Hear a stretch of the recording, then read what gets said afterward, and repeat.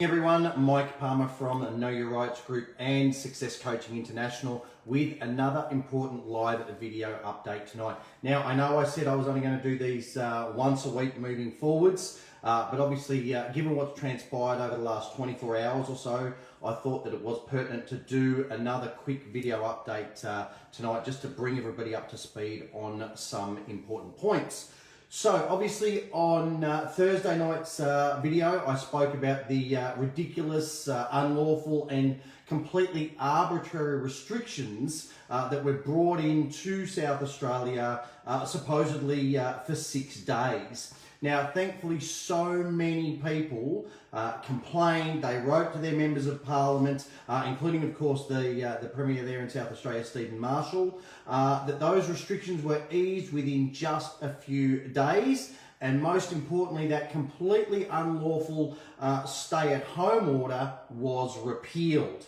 Now, the Premier and, of course, the media are all trying to blame those original lockdowns and the subsequent, quick easing of them on some sort of supposed lie from a pizza worker or something like that. But honestly, anyone with half a brain and the ability to think clearly for themselves will realise that those restrictions were always completely unlawful from the outset.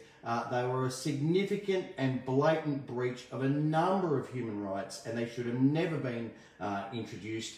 And B, the reality is that it's quite simply the number of complaints that people made and the number of people that brought that to the attention of the Premier and other parliamentarians that was the true cause for these restrictions to be eased again so quickly in South Australia. Now, it really was great to see that so many people stepped up and challenged those restrictions, and this should again be seen as a crystal clear example of what we really can achieve together with people power. Okay, when everyone gets together collectively and stands for the same thing, we can achieve dramatic, amazing results. And I certainly hope that people in Victoria see this as a shining example of what they still need to do about the ridiculous mandatory mask mandates that are still in place. Now, yes, Daniel Andrews has come up and lifted restrictions again in Victoria, but once again, it's far too little, far too late. Okay, today marked the 23rd day of 0 new cases and 0 new deaths. Okay, now it does make you wonder, doesn't it? How all those people who've been dying in aged care with COVID or from COVID over the past few months are now just not dying now, or they're only just dying of natural causes. It does make you wonder how that can be. And for those of you out there that have got the time and the inclination, this could be a really great question to ask the relevant people. How has COVID-related deaths, or how is COVID-related, or how are COVID-related deaths being reported now compared to how they were reported a couple of months ago? And just see what significant differences there are. Because it can't just be that, someone snapped their fingers and all of a sudden old people aren't dying anymore. So anyway, something for people to think about. Now, the important point is that despite 0 deaths and 0 new cases, Andrews has only begrudgingly removed the requirement to wear masks from outdoors, but they still remain mandated indoors. Now, here's another question. Does anyone find it a little bit interesting, a little bit coincidental, that just last weekend, the Chief Health Officer from Victoria, Brett Sutton, was photographed sitting out there on a lovely park with no mask on, and that was doing the rounds on social media, and now just 1 week later, all of a sudden, lo and behold, the outdoor mandatory mask requirement has just magically been lifted. Funny how that happens, isn't it? Now, the obvious question that comes to my mind, though, is how is it that in South Australia, which has this so-called, COVID cluster, masks are now just a recommendation. They're not mandatory. But in Victoria, where we've had 0 cases and 0 deaths for 23 days, they're still mandatory indoors. Okay, this just doesn't make any sense. It's so obviously arbitrary. Now look, I haven't worn a mask since all this started, and I know there's a number of you watching this video right now that have bumped into me in the streets and bumped into me in shops and bumped into me in businesses that know that for a fact. and can confirm that. So it doesn't bother me in the slightest whether that's mandatory indoors or outdoors or whatever. But what does bother me, what really does concern me, is how many gullible people still believe that wearing one of these pathetic, flimsy paper masks, okay, is somehow going to save them or somebody else from A, so-called virus that has a 99+% survival rate, and B, how's it protecting you from anything when there's 0 cases in the whole state now?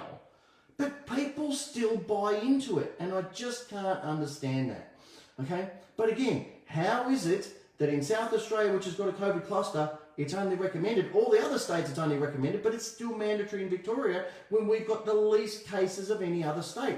Andrew's just come out now and said, oh, as of tomorrow you can have 15 people into your home, but then in another 2 or 3 weeks, then you can have 30 people into your home. I mean, they're just plucking figures out of the top of their head. They're just making it up as they go along, okay? This is the absolute textbook definition of arbitrary.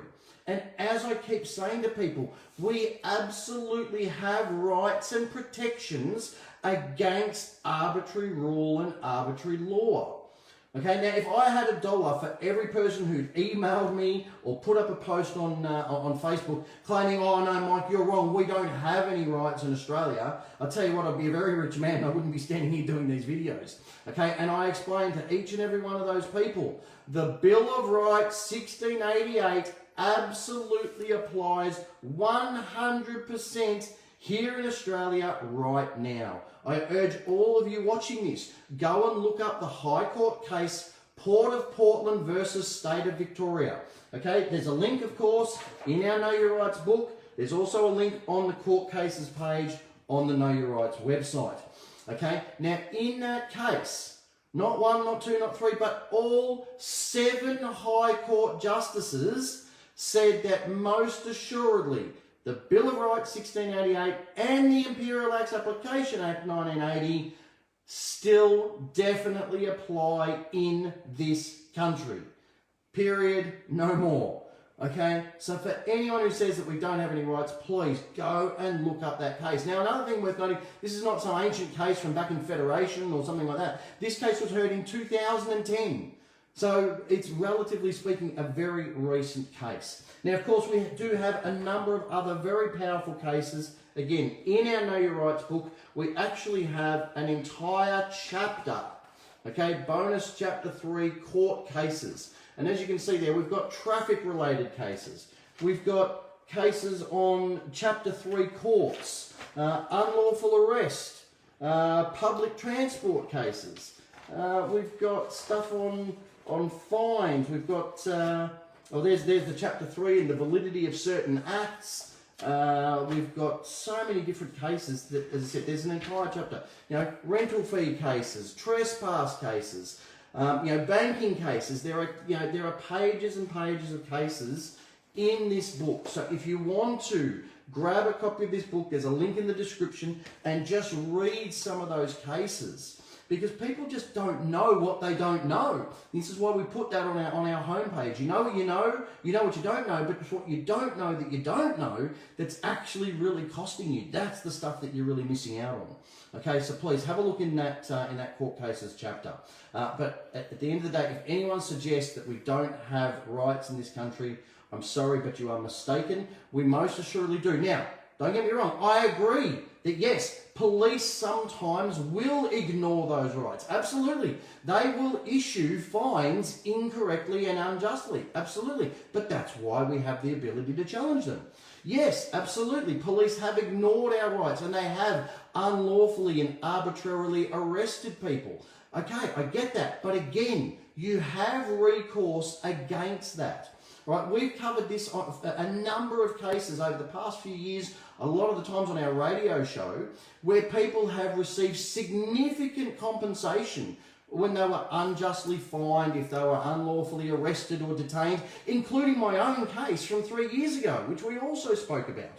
Okay, so there's plenty of case precedent to show that if you are unjustly or unlawfully fined, if you are unlawfully arrested, things like that, you do have recourse, you do have things that you can do. But of course, you do need to know your rights. That's why it's our tagline. Those who don't know their rights have none. Okay, and you do need to know how to stand up for them and fight back if and when someone does cross that line. So again, people really do need to get their head around this concept of arbitrary rule or arbitrary law. Again, I urge you to go and read that Bill of Rights. It's not very big, okay? And understand how we have those fundamental rights against the arbitrary application of laws, which is exactly what's been going on from state to state with all of this COVID-related nonsense. Okay, but we also have protection against those who write laws whilst having an allegiance to a foreign power.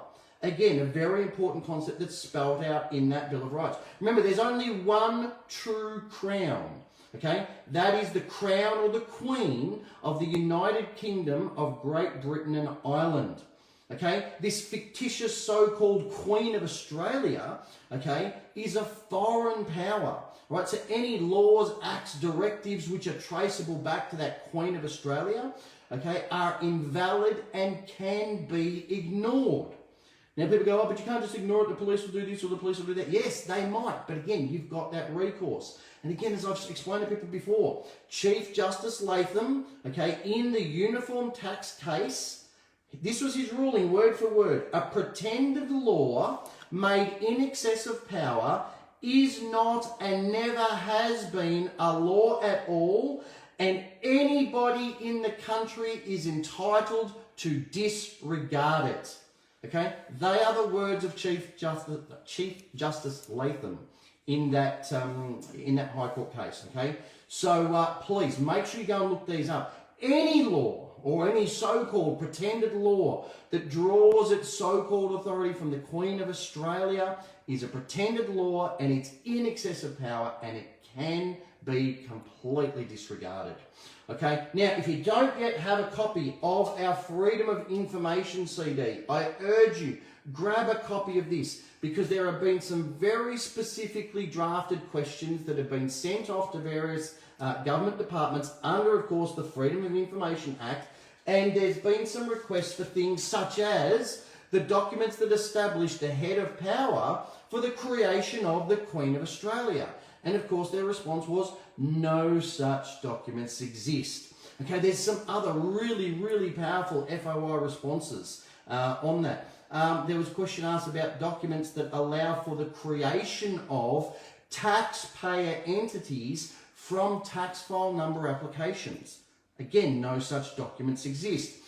There was a request for documents relating to the establishment of the Commissioner and Deputy Commissioner of Taxation, the lawful establishment of those entities. No such documents exist. Now these, of course, are going to be absolutely priceless documents for anyone who wants to challenge the ATO or who wants to stop paying or challenging personal income tax. And again, there's a raft of other FOI responses on that CD. So jump on our website, go to the products page and grab a copy of that. But really, you need to read these FOI CDs. You need to read these court cases so that you understand this vitally important and powerful information.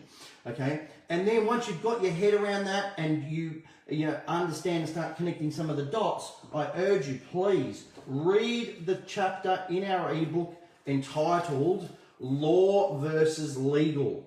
Okay, this is all about Unidroit, which was brought in coincidentally in 1973, and this explains how we've all been subjected to private law, arbitrary law, since 1973.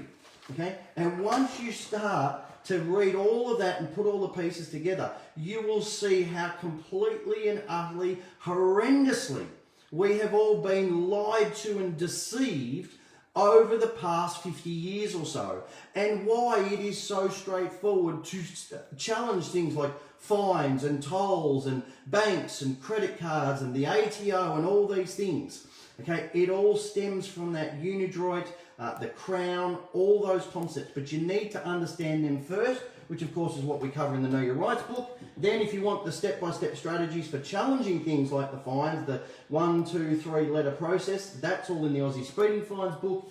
And of course, if you do want to challenge your banks, your unsecured loans, your credit cards, you'll find that in the Bank Secrets book. Again, there's links to each of these books in the description. You can, of course, buy all 3 books all at once at a discounted price. So I'm going to leave it there for tonight. I urge you all, as always, please get informed. Trust me, once you've done this research, you will get fired up. And of course, once you've gotten fired up and angry about how you've been lied and deceived to for so long, I urge you all to get proactive, start bombarding these MPs, start asking questions, start sending your own FOI responses in, really get active and make this stuff happen. So I'm going to leave it there. I look forward to speaking to you all on Tuesday night on our radio show. Just go to knowyourrightsgroup.com.au, click on the radio show tab, and be sure to tune in live between 8 and 10 p.m. on Tuesday night, and that of course is Australian Daylight Savings Time.